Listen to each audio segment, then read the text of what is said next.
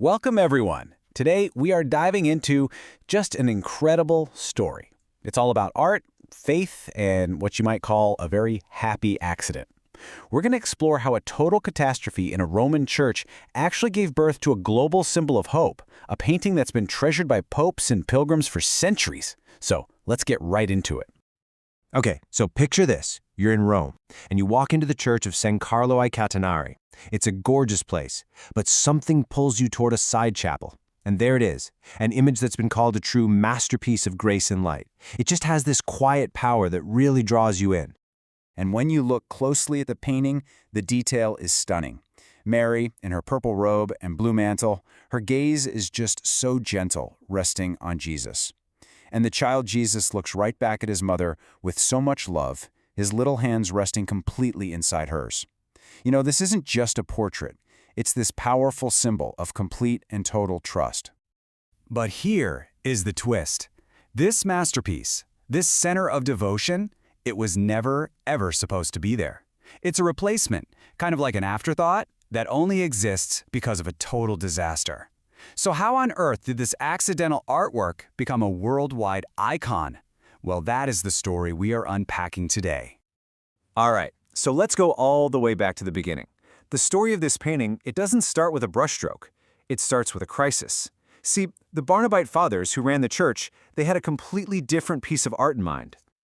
So to set the scene, the church foundation is laid way back in 1612, but construction hits a wall. They run out of money.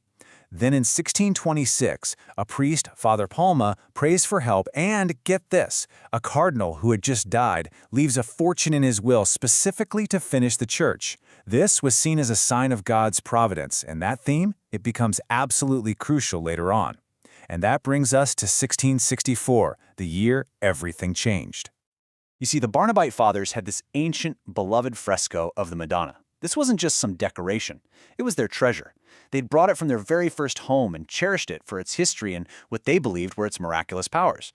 So they decide, hey, let's move this precious fresco to a better spot, a more prominent place in the church choir.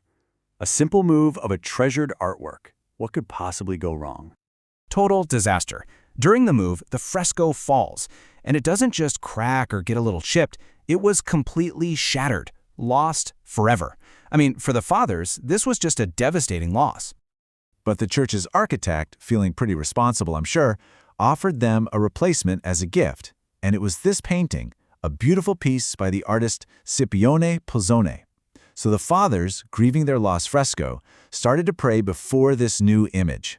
They placed their trust in it, and without knowing it, they were planting the seeds for a devotion that would become far greater than the one they had just lost.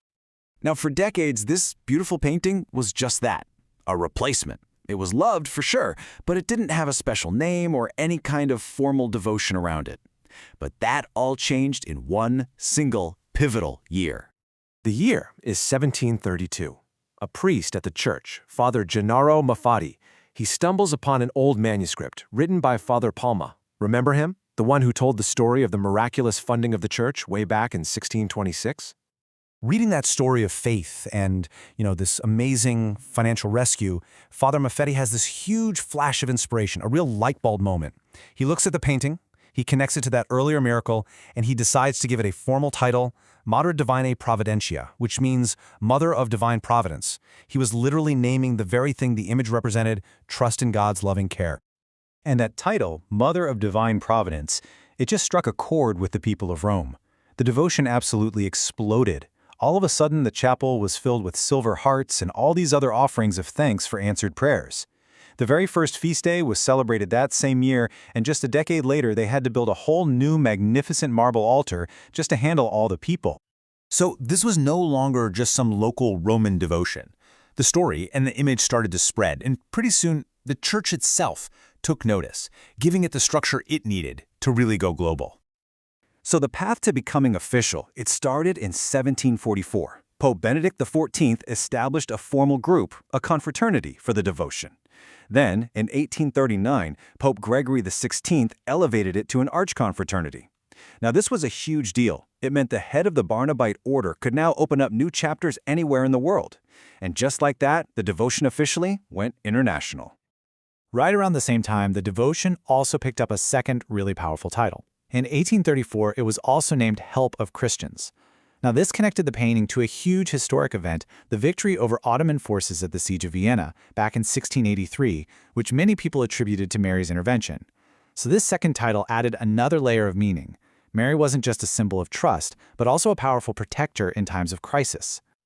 You know, one of the most remarkable parts of this whole story is the deep personal connection that generations of popes have had with this accidental icon.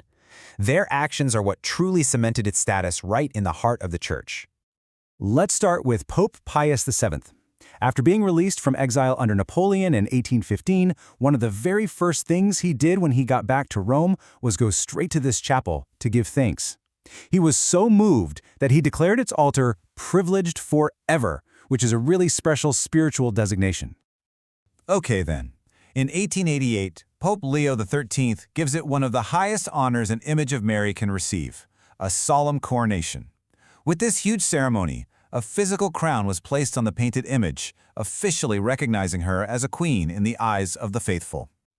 Fast forward to 1932, Pope Pius XI spoke about the beloved Mother of Divine Providence, and he really highlighted that in the middle of all the modern economic and political turmoil, the world needed this reminder of God's providence more than ever. The message was still so powerfully relevant.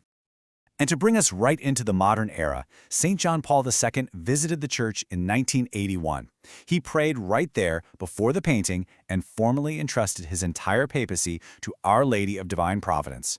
It just shows how enduring and personal this devotion has remained, even at the very highest levels of the church. So when you really look back, the journey of this painting is it's extraordinary.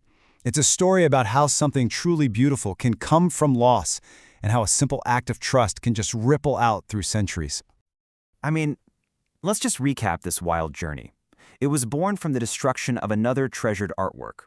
It was given a name, Divine Providence, that perfectly captured its spirit and literally launched a movement. It grew from a humble chapel devotion into a global arch-confraternity.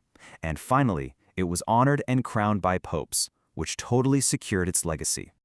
In the end, the story of this accidental icon leaves us with such a powerful message, and it's maybe best summed up by a simple prayer inspired by the devotion itself.